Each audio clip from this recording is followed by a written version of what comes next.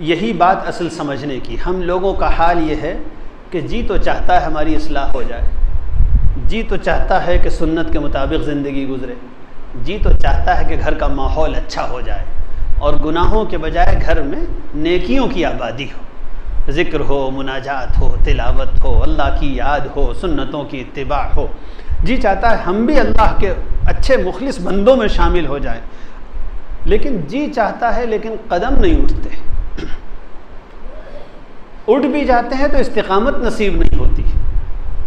رسول اللہ صلی اللہ علیہ وسلم نے فرمایا اس کا نسخہ یہ ہے کہ دل میں اللہ کی طرف سے ایک نور اتروا لیا جائے. اور وہ نور کیسے اترتا ہے؟ آپ نے فرمایا الانابہ الی دار الخلود والتجافی عن دار الغرور والاستعداد قبل الموت لما بعد الموت. 3 باتیں بتائیں آپ صلی اللہ علیہ وسلم نے کہ 3 چیزوں کا اہتمام کرو، اللہ تعالیٰ تمہارے دل میں ایک نور اتار دے گا. اس کے بعد اللہ کے راستے پر چلنا آسان ہو جائے گا، بلکہ اللہ تعالیٰ خود چلائیں گے. 3 باتوں پر عمل کرنے کی کوشش کرو. بس اس وقت وہی 3 باتیں میں بھی کوشش کروں آج سے انشاءاللہ کہ ان 3 باتوں کو لازم پکڑوں گا، اور آپ حضرات بھی کوشش کیجئے. لمبی مجلس کا آج اسی لیے ارادہ نہیں ہے کہ چیز محفوظ رہ جائے، بس ایک یہی بات ہے، ان 3 چیزوں کو کوشش کرنی ہے. فرمایا حضور نے الانابہ الی دار الخلود، دل کا یہ حال بناؤ کہ جہاں ہمیشہ رہنا ہے دل وہاں کی یاد میں لگا رہے. یاد تو مرنے کے بعد والی زندگی ہم کو صبح سے شام تک 2-1 مرتبہ ہو جاتی ہے. کبھی کسی انتقال کی خبر ملی، کبھی کسی نے یاد دلا دیا، کبھی مرا ہوا کوئی یاد آ گیا. لیکن رسول اللہ صلی اللہ علیہ وسلم فرما رہے ہیں الانابہ الی دار الخلود، دل ہر وقت اس کی یاد میں رہے. بار بار اپنے آپ کو یاد دلاؤ، صبح سے لے کر رات تک بار بار موت کا، موت کے بعد کی زندگی کا دل میں بھی تذکرہ ہو اور زبان پر بھی چرچا ہو. کیوں بھائی؟ مشکل کام ہے، مشکل کام ہے. موت یاد اچھا نہیں لگتا، موت یاد کرنا. مانا کیا آپ روزانہ وہی چکر لے کے بیٹھ جاتے ہیں؟ ہمارا دل گھبراتا ہے مرنے سے. اگر گھبرا کے بچ جائے کوئی تو ہم سب سے پہلے گھبرا کے بھاگنے والے بن جائیں. بچہ کون ہے؟ کیا موت کا تذکرہ نہ کر کے، کیا یاد نہ کر کے، کیا اپنے بچوں کو اس کی یاد نہ دلا کر سوائے اس کے اور کچھ ہوگا کہ ہم مزید غافل ہو جائیں گے؟ اس کے علاوہ اور کوئی نتیجہ ہے؟ اس لیے میرے عزیزوں، میں اپنے آپ سے بھی کہتا ہوں، آپ لوگوں سے بھی عرض کرتا ہوں، یہ معمول بناؤ یاد کرنے کا. کیا ہوگا کل کو؟ وہاں کی نعمتوں کو یاد کرنے بندہ بیٹھے تو دیر تک یاد کرتا رہے. کیا نعمتیں ہوں گی جنت میں، کیا شاندار گھر ہوں گے، کیسی خوبصورت زندگی ہوگی. اور کبھی وہاں کے عذاب کو یاد کرے تو سوچے اگر اللہ نے معاف نہ کیا تو کیا ہوگا. کبھی یہ سوچا کرے کہ کتنے تھوڑے دن کے لیے ہم آئے ہیں اور کیسی الجھنوں بھری زندگی ہے. واقعہ یہ ہے کہ عجیب معاملہ ہے انسان کا، اس زندگی سے اس کو اتنا اٹوٹ پیار ہے، اور عجیب زندگی ہے، کوئی ایک دن چین کا انسان کو نصیب نہیں ہے. کوئی ایک دن چین کا نصیب نہیں ہوتا. کوئی ایک دن ایسا نہیں ہوتا جس دن کہا جائے آج کا دن پورا بڑا اچھا گزرا، کوئی خراب بات نہ یاد آئی نہ خبر آئی. کچھ نہیں ہوتا ہے تو معلوم ہوا کہ آج صاحب وہ گھر میں فلاں صاحب بیمار ہو گئے ہیں، آج ان کو دکھانے کے لیے لے جائیے. اس سے فرصت ملتی ہے تو پتہ چلتا ہے کہ وہ فلاں رشتہ دار کی شادی ہے، وہ بیچارے مقروض ہیں، کیا کریں، ہم بھی ان کی زیادہ مدد نہیں کر سکتے. کچھ نہ کچھ لگا رہتا ہے. اس دنیا میں وہ انسان آج تک پیدا نہیں ہوا جس کو اللہ نے خالص چین دیا ہو. وہ انسان اس دنیا میں نہیں پیدا ہوا. تو کامیاب وہی ہے جو اپنے دل کی اصلاح کے لیے آخرت کی زندگی کو اپنا مقصد بنا لے، یاد کیا کرے. حدیث میں آتا ہے رسول اللہ صلی اللہ علیہ وسلم نے فرمایا دنیا کی زندگی کے چین کا راستہ بھی یہی ہے.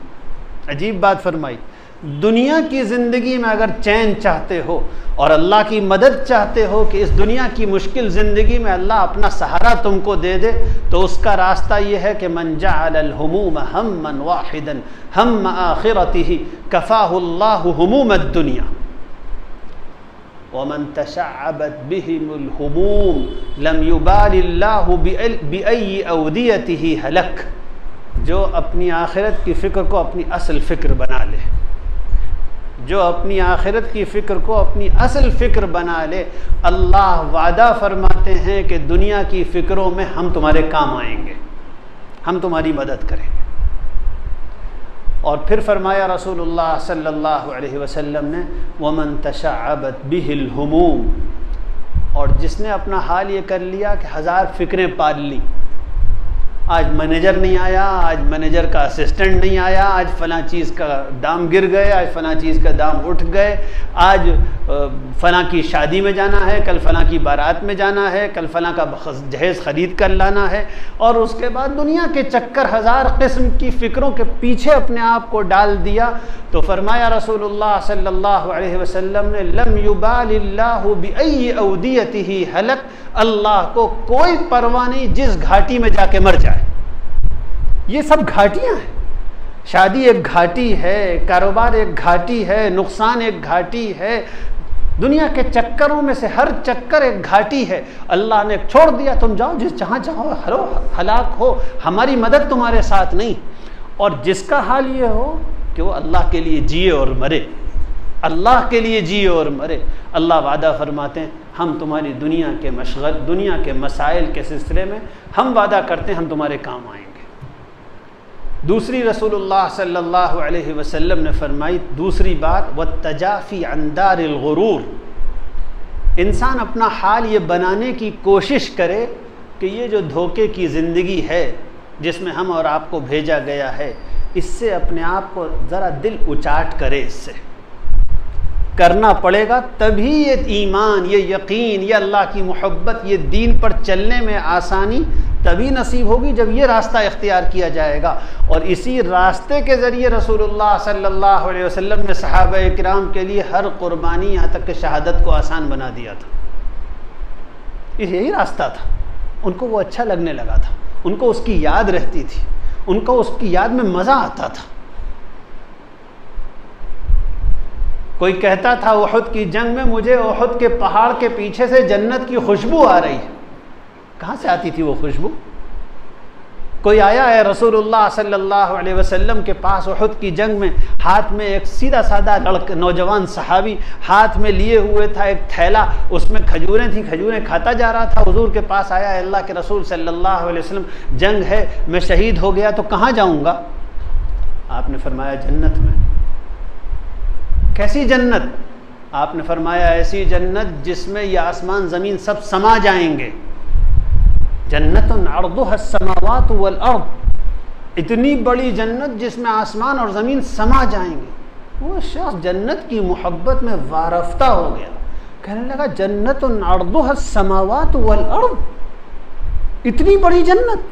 اور بس یہ سن کر جو جنت کا عشق اس پر طاری ہوا، ہاتھ کی تھیلی پھینکی، کہنے لگا یہ کھانے کے چکر میں پڑا تو دیر ہو جائے گی۔ لئن اکلت هذه انها لحیات طویلہ، اگر یہ کھانے میں پڑا تو دیر ہو جائے گی، اور یہ کہہ کر صف میں گیا اور تھوڑی دیر کے بعد جنت میں تھا۔ یہ شوق تھا، یہ ذوق تھا، یہ آخرت کی طلب تھی، یہ جنت کا شوق تھا، اسی یاد میں وہ سرگرداں رہتے تھے، اسی میں مگن رہتے تھے، وہی ان کا سونا تھا، وہی اوڑھنا تھا، وہی بچھونا تھا۔ اور اس فکر نے، اس یاد نے ان کو ایک دوسری دنیا کا آدمی بنا دیا تھا، اور اس کے نتیجے میں پھر وہ نور دل میں آیا تھا، جس نور کے دل میں آنے کے بعد اللہ کے دین پر چلنا آسان ہو جاتا ہے، اور اللہ تعالیٰ اپنے دین پر چلنے میں مزہ عطا فرما دیتا ہے۔ صحابہ کرام نے عجمیوں سے اور شراب خوروں سے کہا تھا قسم خدا کی تم کو شراب جتنا اچھی لگتی ہے اس سے زیادہ ہم کو خون کا گھونٹ اچھا لگتا ہے، یعنی شہادت۔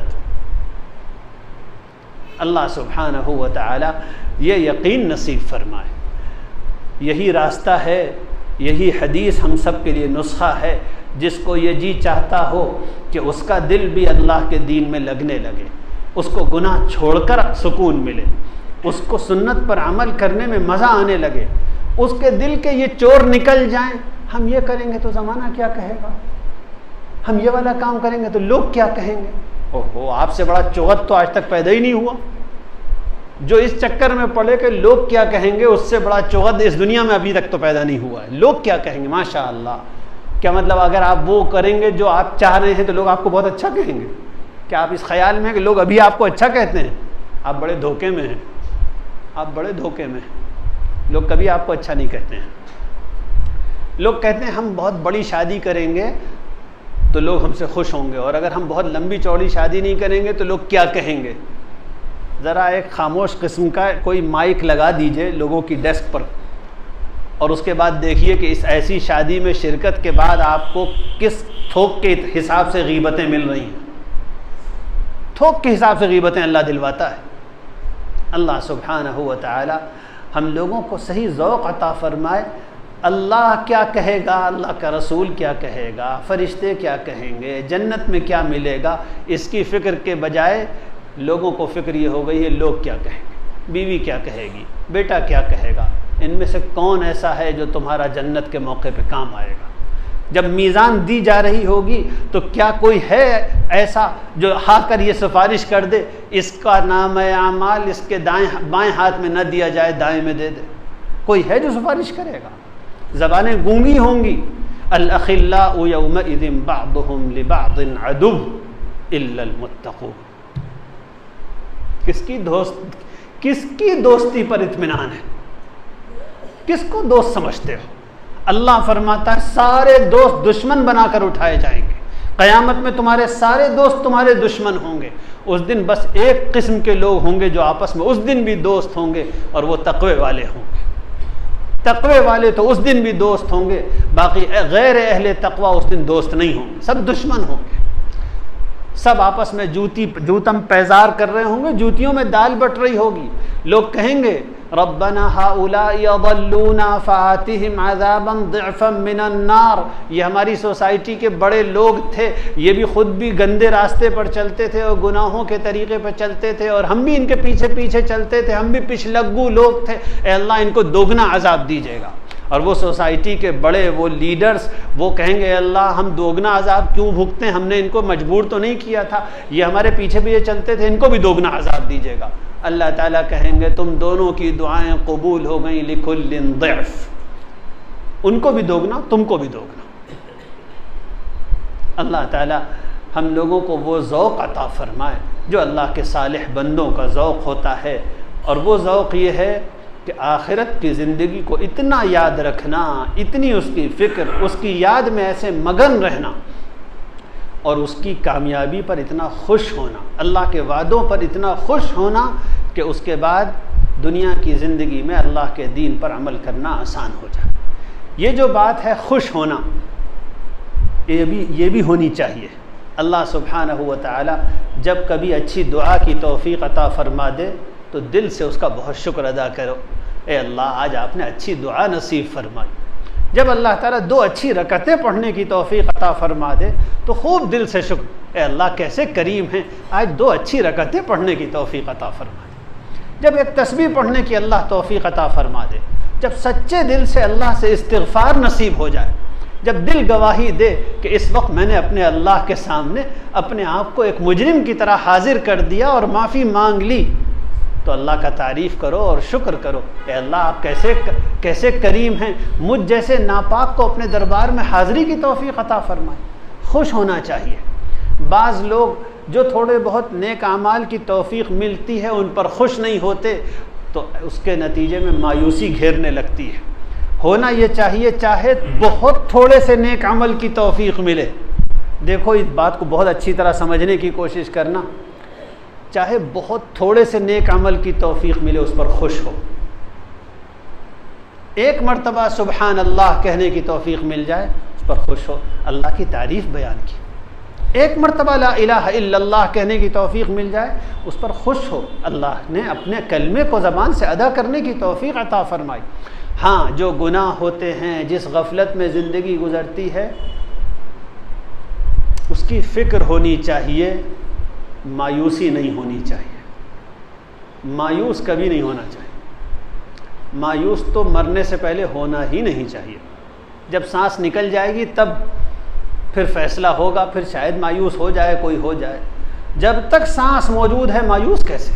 ایک مرتبہ اپنے اللہ سے سچے دل سے کہہ دو اب تک تو زندگی بہت خراب کی، مولا اب کا آگے توفیق عطا فرما دیجئے اور معاف فرما دیجئے، بس بیڑا پار ہے انشاءاللہ.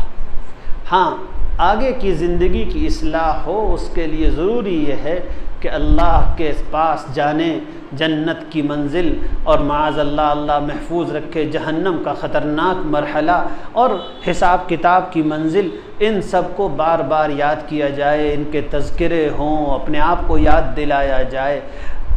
سوتے وقت لیٹ جائے آدمی، اس وقت سوچے اللہ کے ہاں جا رہا ہوں، آج کا ایک دن اور گزر گیا، تو انشاءاللہ اچھا سا استغفار نصیب ہو جائے گا.